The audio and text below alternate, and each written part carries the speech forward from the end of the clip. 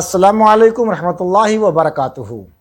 جیسے جیسے 2022 U P election قریب آ رہا ہے، یو پی میں سیاسی ہلچل بھی تیز ہوتی دیکھی جا سکتی ہے۔ اس درمیان سیاسی ریلیوں میں آ رہے مسلم نوجوانوں اور بزرگوں میں ایک خاصی تبدیلی بھی دیکھنے کو مل رہی ہے۔ گزشتہ 75 برسوں کی نام نہاد سیکولر پارٹیوں کی غلامی کے چادریں اب چاک ہوتی ہوئی دکھ رہی ہیں۔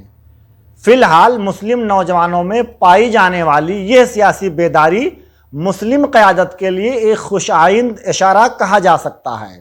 وہ بزرگ جو عمر کے آخری پڑاؤ میں ہیں اور گاؤں کی سیاست سے زیادہ کچھ نہیں جانتے، آج ملکی سیاست پر نہ صرف بات کرتے ہیں بلکہ کھل کر بات کرتے ہیں اور دلائل کا انبار لگا دیتے ہیں۔ حالیہ دنوں میں مسلمانوں کے اندر جو سیاسی بیداری آئی ہے، اس سے یہ بات تو صاف ہو جاتی ہے کہ ملک میں اب ملی قیادت کی امید کی جا سکتی ہے۔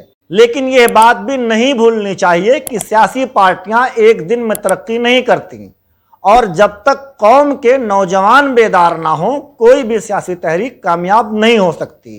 نوجوانوں کی بیداری سے ہی حصے دارانہ سیاست کی داغ بیل پڑتی ہے، اور موجودہ مسلمانوں کی سیاسی بے چینی بتاتی ہے کہ اب اس کی ابتدا ہو چکی ہے۔ اس درمیان اگر غور کریں گے تو ایک بات بہت واضح طور پر سمجھ میں آئے گی۔ مغربی اتر پردیش میں اس وقت سیاسی ہلچل کچھ زیادہ ہی دکھائی دے رہی ہے۔ ہر سیکولر کہلانے والی پارٹی اس وقت اپنی پوری قوت اسی علاقے میں جھونک رہی ہے۔ کوئی 300 یونٹ بجلی فری دینے کی بات کر رہا ہے، تو کوئی خواتین کو 50% حصے داری اور گریجویشن کرنے والی طالبات کو اسکوٹی کی پیشکش کر رہا ہے۔ تمام سیاسی پارٹیوں کی نظر اس وقت مغربی اتر پردیش کے 14 اضلاع کی 71 اسمبلی سیٹوں پر مرکوز ہیں، جس میں مراد آباد کی 6، شاملی کی 3، میرٹھ کی 6، مظفر نگر کی 8، شاہجہاں پور کی 5، بجنور کی 7، امروہہ کی 4، باغپت کی 5 اور رامپور کی 5 اسمبلی سیٹیں خاص توجہ کا مرکز ہیں۔ مغربی اتر پردیش کے انہی اضلاع سے کسان آندولن کی ابتدا ہوئی۔ کسانوں پر گاڑی چڑھا کر انہیں جھکانے کی ناکام کوششیں بھی اسی علاقے سے ہوئیں، اور یہیں سے کسان مہا پنچایت بھی ہوئی۔ اس علاقے کی ایک خاص بات یہ بھی رہی ہے کہ یہاں کے مختلف گاؤں میں بی جے پی رہنماؤں کے لیے باہر لگائی گئی ہورڈنگ پر لکھ دیا گیا تھا کہ بی جے پی والوں کا گاؤں میں داخلہ منع ہے۔ 2013 مظفر نگر فسادات کے بعد مغربی اتر پردیش کا پورا سیاسی منظرنامہ تبدیل ہو گیا۔ مظفر نگر فسادات کے بعد 2017 میں ہوئے اسمبلی الیکشن میں اس علاقے میں بی جے پی کو بھاری اکثریت سے کامیابی ملی۔ مغربی اتر پردیش کی ان 71 سیٹوں میں سے 51 ویدھان سبھا سیٹوں پر بی جے پی نے بھاری اکثریت سے جیت درج کی۔ وہیں 2019 کے لوک سبھا الیکشن میں پارلیمنٹ کی 19 میں سے 16 سیٹیں جیتنے میں بی جے پی کامیاب رہی۔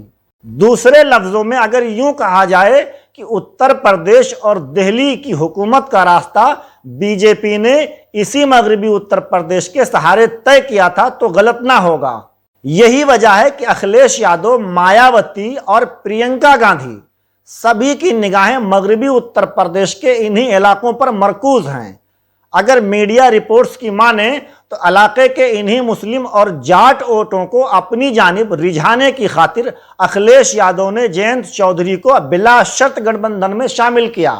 دراصل اکھلیش یادو کا ٹارگٹ مغربی اتر پردیش کی وہ 25 اسمبلی سیٹیں ہیں جن پر جاٹ ووٹروں کو فیصلہ کن مانا جاتا ہے۔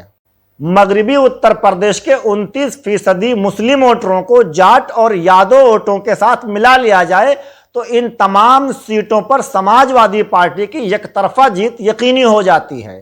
حالانکہ 2019 کے لوک سبھا الیکشن میں S P, B S P اور آر ایل ڈی کے عظیم اتحاد کے باوجود ایسا نہیں ہو سکا، جس کی وجہ 2013 کے مظفر نگر فسادات تھے، جس نے آر ایل ڈی کے جاٹ پلس مسلم اتحاد کو تباہ کر دیا تھا۔ آر ایل ڈی نے 2002 اسمبلی انتخابات میں بی جے پی کے ساتھ اتحاد میں رہتے ہوئے 14 اور 2007 میں 10 سیٹوں پر کامیابی حاصل کی، जबकि 2012 के असेंबली इलेक्शन में समाजवादी पार्टी और आरएलडी ने एक साथ चुनाव लड़ा, जिसमें आरएलडी के 9 मेंबरान असेंबली ने जीत दर्ज की थी। मगरबी उत्तर प्रदेश में कुल मिलाकर 29 से 50% मुस्लिम वोटर हैं, लेकिन ये वोटर चौधरी चरण सिंह के जमाने से ही कभी समाजवादी पार्टी, कभी बीएसपी और कभी आरएलडी को वोट करते आ रहे हैं। 2013 के मुजफ्फरनगर फसादात के बाद ये वोट बैंक मुंतशिर हो गया और मुसलमानों के सहारे वजीर आला की कुर्सी तक पहुंचने वाले बड़े बड़े शोरबाओं के ख्वाब ही रह गए। पिछले 1 साल से ज्यादा अरसे तक चले किसान आंदोलन में राकेश टिकैत के मुजफ्फरनगर फसादात के लिए माफी मांग लेने के बाद मुस्लिम किसान लीडरान भी एक साथ आ गए हैं, जिसकी वजह से आरएलडी सरबराह जयंत चौधरी एक बार फिर अपनी ताकत मुस्लिमों के जरिए बहाल करना चाहते हैं। अब उनकी ये कोशिश क्या गुल खिलाएगी ये तो वक्त ही बता पाएगा। हालांकि 2017 में राजपूत और गुर्जर सभी समाज ने आरएलडी के बजाय बीजेपी को तरजीह दी थी। अगर आप गौर करेंगे तो ये बात वाज़ेह हो जाएगी कि 1% से लेकर 6 और 7% वाले सभी मिलकर मुस्लिम क़यादत को ख़त्म करना चाहते हैं। उन्हें बीजेपी की जीत तो मंजूर है, लेकिन मुस्लिम क़यादत खड़ी हो यह बात उन्हें किसी सूरत भी गवारा नहीं है। दरअसल इस वीडियो के ज़रिए मैं यही बताना चाहता हूं कि मगरबी उत्तर प्रदेश के इस आदादो शुमार को अगर गौर से देखा जाए तो ये बात समझी जा सकती है कि यही वो इलाका है जहां से मुस्लिम क़यादत को बआसानी परवान चढ़ाया जा सकता है। बस ज़रूरत इस बात की है कि दूरंदेशी और मुस्बत हिकमत अमली को बरूए कार लाया जाए और मुस्लिम वोटों को किसी भी कीमत पर नाम नेहाद सेकुलर पार्टी के बजाय सिर्फ मिल्ली क़यादत को दिया जाए। अगर मुस्लिम क़यादत के बारे में आज नहीं सोचा गया तो मज़ीद मुश्किलात का सामना करना यकीनी है।